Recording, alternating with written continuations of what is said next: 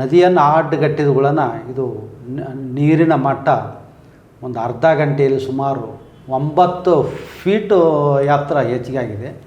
ಇದರಲ್ಲಿಂದ ಆ ಒಂದು ಸ್ಥಳೀಯದಲ್ಲಿ ಸ್ವಲ್ಪ ಭೂಕಂಪನ ಆದದ್ದು ಕಂಡು ಬಂದಿದೆ. ಆದರೆ ನಂತರ ಗೊತ್ತಾಯಿತು ಕೆಲವು ಪ್ರದೇಶಗಳಲ್ಲಿ ಉಷ್ಣಾಂಶ ಅತಿಯಾಗಿ ಏರಿಕೆ ಆಗ್ತಿದೆ. ಹಿಮಾಲಯ ಪರ್ವತಗಳಲ್ಲಿ ಜಾಗತಿಕ ಉಷ್ಣಾಂಶ ಸುಮಾರು ದುಪ್ಪಟ್ಟು ಆಗ್ತಿದೆ ಅಂಥೇಳಿ ಇದೇನು ನಾವು ಗ್ಲೋಬಲ್ ವಾರ್ಮಿಂಗ್ ಅಥವಾ ಜಾಗತಿಕ ಉಷ್ಣಾಂಶ ಈ ಒಂದು ಶತಮಾನದ ಅತಿ ದೊಡ್ಡ ಸವಾಲಿದು. ಇದರಲ್ಲಿಂದನ ಸಾಕಷ್ಟು ಅನಾಹುತಗಳು ಆಗ್ತಾವೆ. ಇದಕ್ಕೆ ನಾವು ಮೊದಲನೇ ಪ್ರಿಫರೆನ್ಸ್ ಕೊಡ್ಬೇಕಂತ ನಾನು ಹೇಳ್ತೀನಿ. ಉತ್ತರ ಪ್ರದೇಶ ಇರ್ಬೋದು, ಉತ್ತರಾಖಂಡ್ ಇರ್ಬೋದು, ಬಿಹಾರ್ ಇರ್ಬೋದು. ಸರ್, ಸಂಯುಕ್ತ ಕರ್ನಾಟಕ ಡಿಜಿಟಲ್ಗೆ ಸ್ವಾಗತ ಸರ್. ಸರ್, ನೇಪಾಳದಲ್ಲಿ ಇವಾಗ ಆಗಿರುವಂಥ ಭಯಂಕರ ಭೀಕರದ ಪ್ರವಾಹದ ದೃಶ್ಯ ನೋಡಿದ್ವಿ ಸರ್. ನೀವು ಆ ದೃಶ್ಯಗಳನ್ನ ನೋಡಿದ್ರಾ ಸರ್ ನೇಪಾಳದ್ದು? ನಾನು ನೋಡಿದ್ರಿ, ವಿಡಿಯೋದಲ್ಲಿ ನೋಡಿದೆ. ಎಷ್ಟು ಭಯಂಕರ ಭೀಕರವಾಗಿದೆ ಸರ್. ಭಯಂಕರ ರೀ. ಇದು ಅತಿ ದೊಡ್ಡ ಪ್ರವಾಹ, ಅದ್ರ ಜೊತೆಗೆ ಕೆಸರು ಎಲ್ಲ ಅದ್ರ ಜೊತೆಗೆ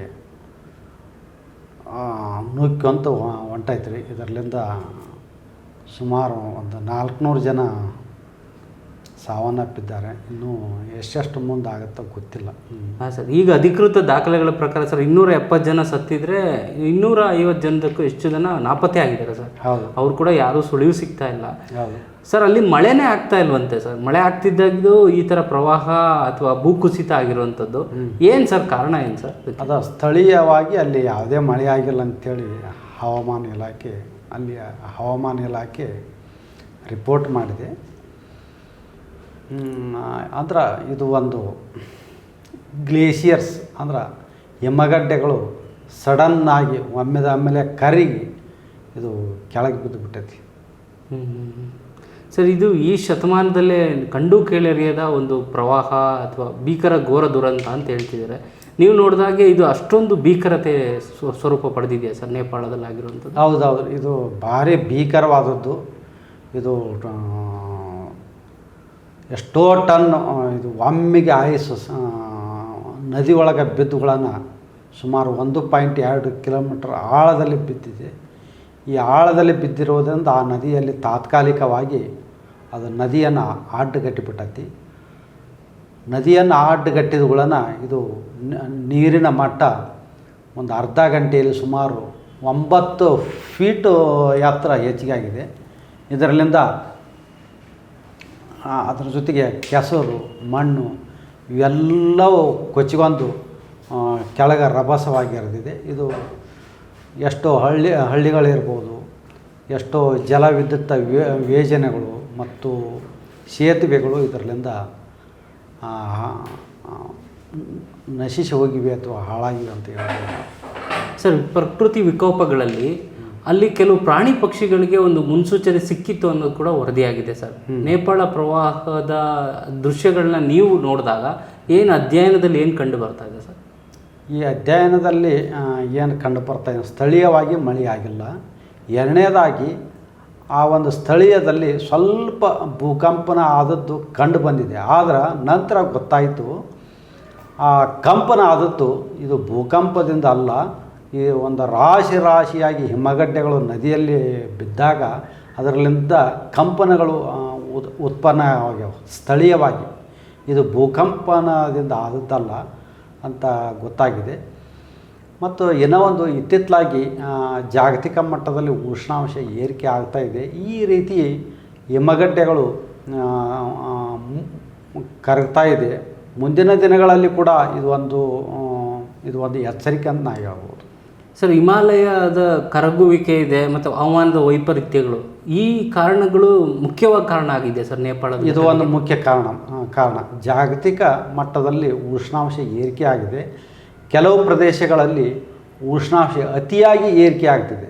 ಹಿಮಾಲಯ ಪರ್ವತಗಳಲ್ಲಿ ಜಾಗತಿಕ ಉಷ್ಣಾಂಶ ಸುಮಾರು ದುಪ್ಪಟ್ಟು ಆಗ್ತಿದೆ ಅಂಥೇಳಿ ನಾವು ಅಧ್ಯಯನದಿಂದ ದೃಢಪಟ್ಟಿದೆ. ಇದರಲ್ಲಿಂದ ಉಷ್ಣಾಂಶ ಏರಿಕೆ ಆದಾಗ ಹಿಮಗಡ್ಡೆಗಳು ಸ್ವಲ್ಪ ಸಡ್ಲಾಗಿಬಿಡ್ತಾವೆ. ಸಡ್ಲಾದವುಗಳನ್ನು ಕೆಲವೊಮ್ಮೆ ಹಿಮಗಡ್ಡೆಗಳು ಕುಸಿದು ಮತ್ತು ಅದ್ರ ಜೊತೆಗೆ ಬಂಡೆಗಲ್ಲುಗಳು ಇವೆಲ್ಲ ಜಾರಿ ಇದರಿಂದ ಭೂಕುಸಿತಗಳು ಉಂಟಾಗ್ತವೆ. ಇದರಿಂದ ಕೆಳ ಪ್ರದೇಶದಲ್ಲಿ ವಾಸಿಸುವ ಜನರಿಗೆ ಮತ್ತು ಪಟ್ಟಣಗಳಿಗೆ ಇವು ಸಾಕಷ್ಟು ಆಸ್ತಿ ಹಾನಿ ಮತ್ತು ಜೀವಹಾನಿಯನ್ನು ಉಂಟು ಮಾಡ್ತಾವೆ. ಸರ್, ಕೆಟ್ಟ ಮೇಲೆ ಬುದ್ಧಿ ಬಂತು ಅಂದಂಗೆ ಈಗ ನೇಪಾಳದ ಅಲ್ಲಿನ ಅಧಿಕಾರಿಗಳಾಗಲಿ ಸಚಿವರಾಗಲಿ ಅವರೆಲ್ಲ ಹೇಳ್ತಿದ್ದಾರೆ ಪರಿಸರ ಸಂರಕ್ಷಣೆಯನ್ನು ನಾವು ಮಾಡಬೇಕು, ಈಗ ಪರಿಸರನ ಉಳಿಸ್ಬೇಕು ಅಂತ ಈಗ ಮಾತಾಡ್ತಾ ಇದ್ದಾರೆ. ಆ ಥರ ಒಂದು ಪರಿಸರ ಜಾಗೃತಿಯನ್ನು ಹೆಚ್ಕೊಂಡಿದ್ದು ಇಂಥ ಅನಾಹುತಗಳಾಗ್ತಿರ್ಲಿಲ್ಲ ಅಲ್ಲ ಸರ್? ಆಗ್ತಿರಲಿಲ್ಲ. ಈ ಪರಿಸರದ ಒಂದು ದೊಡ್ಡ ಸವಾಲು ಮುಂದಿನ ಒಂದು ದಿನಗಳಲ್ಲಿ ಇದೇನು ನಾವು ಗ್ಲೋಬಲ್ ವಾರ್ಮಿಂಗ್ ಅಥವಾ ಜಾಗತಿಕ ಉಷ್ಣಾಂಶ ಈ ಒಂದು ಶತಮಾನದ ಅತಿ ದೊಡ್ಡ ಸವಾಲಿದು. ಇದರಲ್ಲಿಂದನ ಸಾಕಷ್ಟು ಅನಾಹುತಗಳು ಆಗ್ತಾವೆ.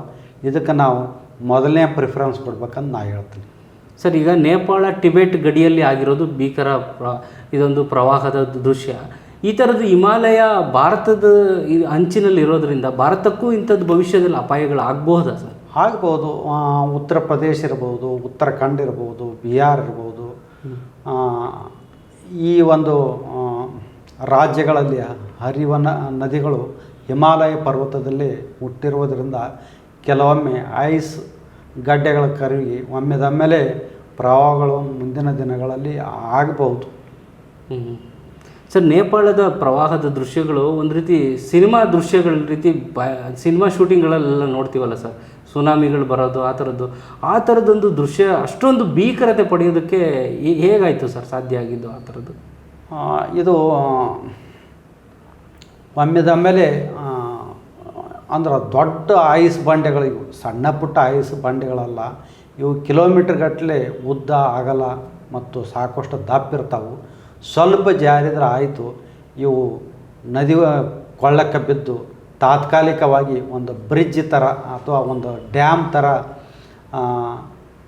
ಆಗಿಬಿಡ್ತಾವೆ. ಆವಾಗ ನೀರು ಹರಿಲಿಕ್ಕೆ ಅಡ್ಡಗಟ್ಟಿದಂಗೆ ಆಗಿ ಈ ಹಿಮಗಡ್ಡೆಗಳು ಬೇಗ ಕರಗೋದಿಲ್ಲ. ಆಗಿದ್ದಾಗ ಆವಾಗ ಸಾಕಷ್ಟು ನೀರಿನ ಮಟ್ಟ ಜಾಸ್ತಿ ಆಯಿತು. ಇದರಲ್ಲಿಂದ ಸುತ್ತಮುತ್ತಲಿನ ಪ್ರದೇಶಗಳಲ್ಲಿರುವ ಎಲ್ಲ ಮಣ್ಣು ಇದ್ರ ಜೊತೆಗೆ ರಭಸವಾಗಿ ಹರಿದು ಇದರಲ್ಲಿಂದ ದೊಡ್ಡ ಅನಾಹುತ ಆಯ್ತು ಅಂತ ಹೇಳ್ಬೋದು. ಸರ್, ಪ್ರವಾಹ ಅಂದರೆ ಸಾಮಾನ್ಯವಾಗಿ ನಮ್ಗೆ ಕಾಣಿಸುವಂಥದ್ದು ಮಳೆ ಬಂದಾಗ ಪ್ರವಾಹ ಬರುತ್ತೆ ಅಂತ.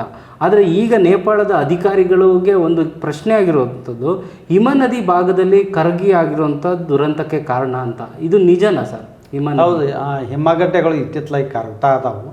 ಈ ಅಂಟಾರ್ಟಿಕಾ ಮತ್ತು ಆರ್ಕಿಟಿಕ್ ರೀಜಿಯನ್ದಲ್ಲಿ ಅಂದ್ರೆ ದಕ್ಷಿಣ ಧ್ರುವ ಮತ್ತು ಉತ್ತರ ಧ್ರುವದಲ್ಲಿ ಕೂಡ ಹಿಮಗಡ್ಡೆಗಳು ಭಾಳ ಕಡಿಮೆ ಆಗಿದೆ. ನೀವು ಸ್ಯಾಟಲೈಟ್ ಪಿಕ್ಚರ್ ನೋಡಿದ್ರಾಗ ಒಂದು 30-40 ವರ್ಷದಿಂದ ಇರೋ ಹಿಮಗಡ್ಡೆಗಳು ಈಗಿರುವುದಿಲ್ಲ, ಭಾಳ ಕಡಿಮೆ ಆಗಿದೆ. ಸರಿ ಸರ್. ಸರ್, ಈಗ ಇಷ್ಟು ದೊಡ್ಡ ಒಂದು ಕಂಪನ ಆದಮೇಲೆ ಮತ್ತೆ ಈ ಮರಳಿ ಸಂಭವಿಸೋದು ಇದೆಯಾ ಸರ್ ನೇಪಾಳದಲ್ಲೇ ಆಗಲಿ ಅಥವಾ ಭಾರತದ ಗಡಿ ಭಾಗದಲ್ಲಿ? ಪದೇ ಪದೇ ಒಂದು ಭೂಕಂಪನ, ದೊಡ್ಡ ಭೂಕಂಪನ ಆದರೆ ಸಣ್ಣ ಭೂಕಂಪನ, ಲಘು ಭೂಕಂಪನಗಳು ಪದೇ ಪದೇ ಆಗ್ತವೆ. ಈಗಿಂದೇನು ಅಂಥ ಭೂಕಂಪ ಆದಂಗೆ ಕಾಣೋಂಗಿಲ್ಲ. ಆದರೆ ಇದು ಹಿಮಗಡ್ಡೆಗಳು ಕರಿ ಆಗ್ಯಾವು. ಭೂಕಂಪನ ಆದ್ರೂ ಇದು ಐಸ್ ಗಡ್ಡೆಗಳು ಕೆಳಗೆ ಬಿದ್ದು ಈ ರೀತಿ ಒಂದು ಪ್ರವಾಹ ಆಗ್ಬೋದು ಮತ್ತು ಭೂಕುಸಿತನೂ ಆಗ್ಬೋದು.